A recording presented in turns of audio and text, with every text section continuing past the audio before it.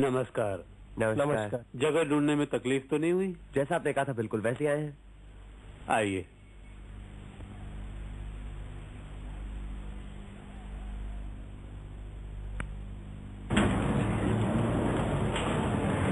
काफी धूप में आए हैं, थोड़ी देर आराम कर लीजिए, फिर मैं आपको सारी जगह दिखाता हूँ और लोगों से परिचय भी करा दूंगा। अच्छा, वो मोटर के टुकड़े तो दिखाइए जो यहाँ फेंके जाते हैं।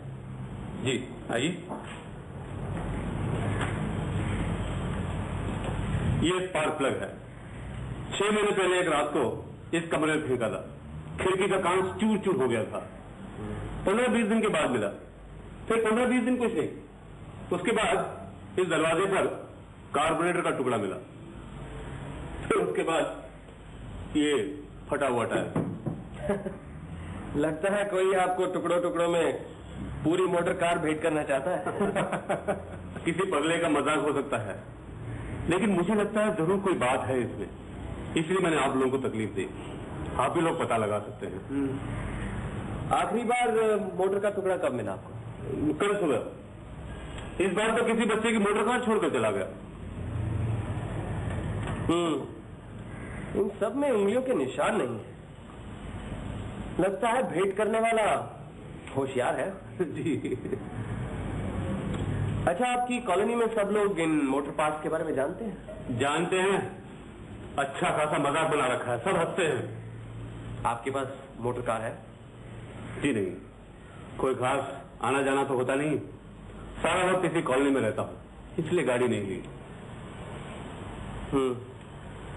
आपके परिवार में कौन कौन है? मैं, मेरी पत्नी और मेरा एक भतीजा। आपका अपना भतीजा है? जी, मुंशीपुर मार्केट की फूलों की दुकान पर बैठता है।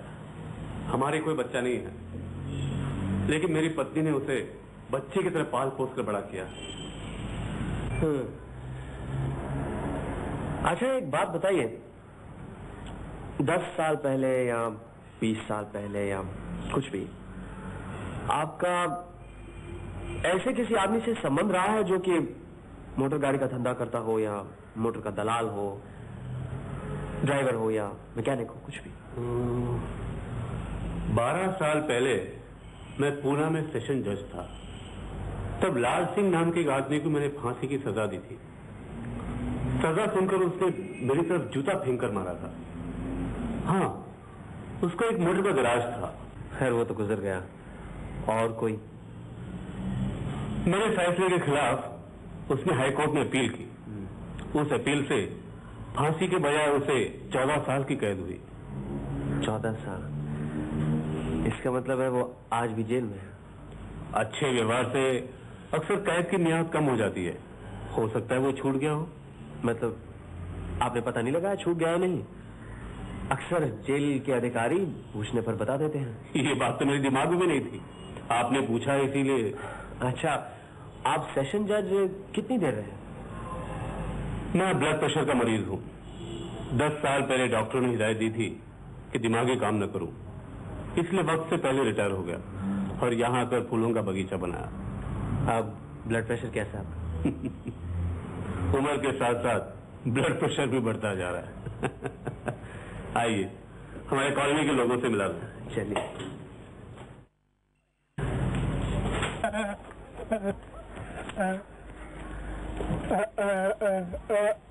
इसका नाम पानू है, गाय भैंसों की देखभाल करता है, इसलिए इसका नाम पानू गोपाल रखा है। कान से जरा कम सुनता है। पानू गोपाल, तुम्हारे गाय बछड़े कैसे हैं? सब ठीक है? अच्छा, बस बस बस बस। पानू बोल नहीं सकता ऐसी बात नहीं है, लेकिन उत्तेजना से जबान अटक जाती है। बचपन से ऐसा है। चलिए।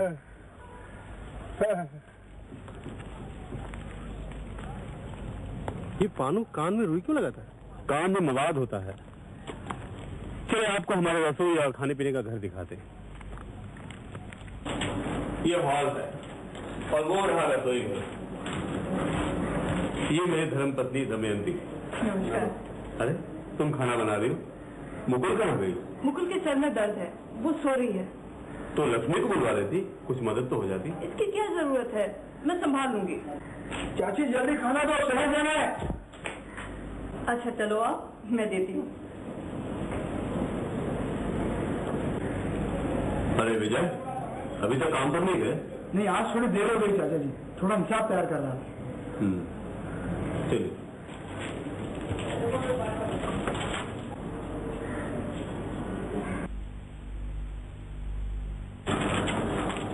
ये आपका भतीजा है जो आपके फूलों की दुकान की देखभाल करता है?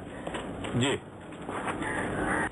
वहाँ उस घर में प्रोफेसर नेपाल गुप्ता और उनकी बेटी मुकुल रहती है। प्रोफेसर साहब कॉलेज में केमिस्ट्री पढ़ाते थे, उनकी अपनी लेबोरेटरी थी। एक दिन लेबोरेटरी में एक जोरदार धमाका हुआ और प्रोफेसर साहब बुरी तरह घायल हो गए। कॉलेज के अधिकारियों को शक हुआ कहीं वो चोरी छुपे बम तो नहीं बना रहे थे। उनकी नौकरी तो गई, साथ साथ पुलिस ने भी हिरासत में ले लिया। लड़ाई के बाद छूटे, लेकिन कॉलेज की नौकरी वापस नहीं मिली। सचमुच बम बना रहे थे? उनका कहना है कि वो पेड़ पौधों के लिए खाद बना रहे थे। यहाँ आकर भी खाद बनाना नहीं छोड़ा, घर में एक लेबोरेटरी बनाई है। Gas cylinder, burner, test tube, retort वगैरह सब कुछ है।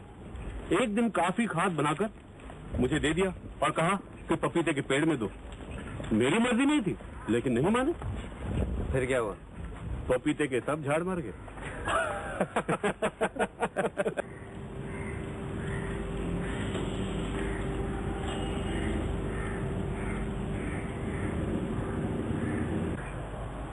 क्या हो रहा है प्रोफेसर? अरे निशाना तुम? आओ आओ। और ये साथ में कौन है?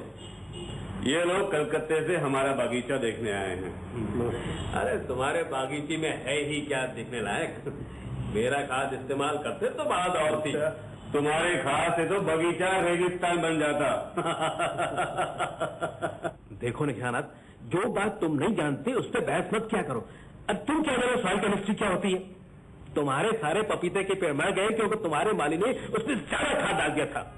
तुम्हारे सारे माली गधे हैं। खैर जाने दो, नया क्या हो रहा है?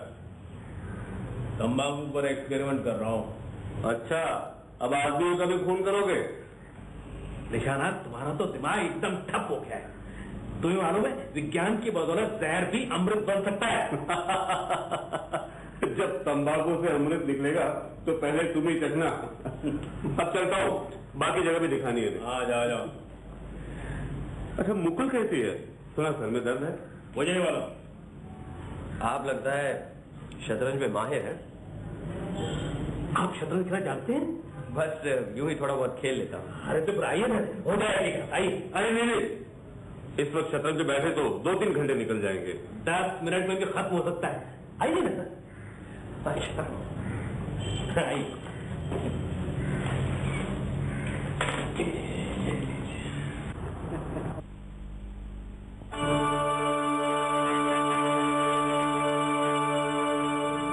कौन है? मुकुल, नेपाल बाबू की लड़की है। नेपाल बाबू कब से है? यही कोई 2 साल से। क्या काम करते हैं? वैज्ञानिक प्रयोग वगैरह करते हैं, शतरंज खेलते हैं और हर काम में मेरी गलती निकालते हैं। आपकी गलती?